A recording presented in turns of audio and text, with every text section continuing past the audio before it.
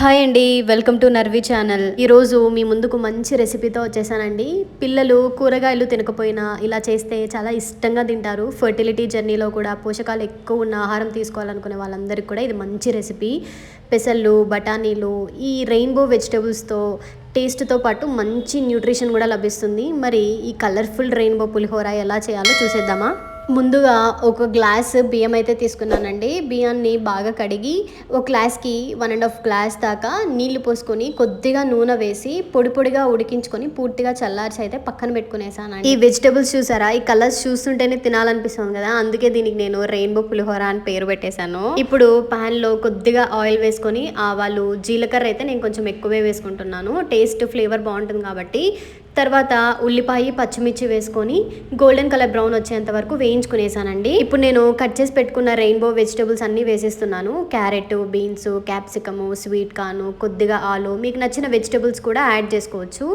వీటిని ఎక్కువగా ఉడికించాల్సిన అవసరం లేదండి. కొంచెం క్రంచీగా ఉంటే తినడానికి చాలా బాగుంటుంది. ఒక 5 నిమిషాలు లో టు మీడియంలో ఫ్లేమ్ని అడ్జస్ట్ చేసుకుంటూ వేపితే చాలు. వెజిటబుల్స్ అన్నీ వేగాక ఇక్కడ నేనైతే 2-3 వెల్లుల్లి రెవ్వలు కూడా యాడ్ చేశానండి. టేస్ట్ చాలా బాగుంటుంది. అది కూడా యాడ్ చేసేయండి. తర్వాత నేను రాత్రంతా బఠానీలు అయితే గుప్పెడు బఠానీలు నానబెట్టుకునేసానండి. అది నేను మార్నింగ్కి ఒక విజిల్ అయితే పెట్టుకున్నాను. అది లో ఫ్లేమ్లో 2-3 విజిల్స్ అయితే పెట్టకండి, హై ఫ్లేమ్లో. లో ఫ్లేమ్లో ఒక విజిల్ పెడితే మనకు మంచిగా బాగుంటుంది, ఎక్కువ ఉడకకుండా.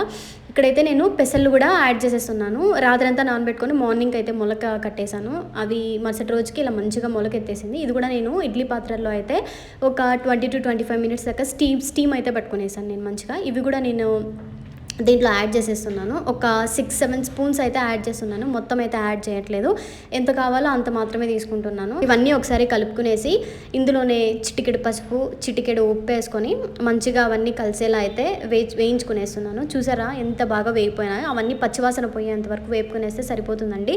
ఇప్పుడు ముందే చల్లార్చి పెట్టుకున్న అన్నంని కూడా వేసేసి మంచిగా కలిపేసుకునేస్తే సరిపోతుంది.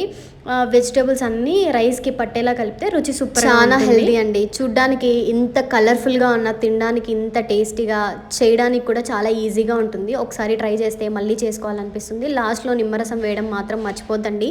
ఈ ఒక్క స్టెప్తో రుచి ఇంకో లెవెల్. పిల్లల లంచ్ బాక్స్కి, ఆఫీస్ లంచ్కి, ఇంట్లో క్విక్గా చేయాలనిపించినప్పుడు ఇది నిజంగా సూపర్ రెసిపీ అనే చెప్పొచ్చు. మీరు కూడా ఒకసారి ఇలా ట్రై చేసి ఎలా వచ్చిందో కమెంట్ చేయడం మాత్రం మర్చిపోకండి.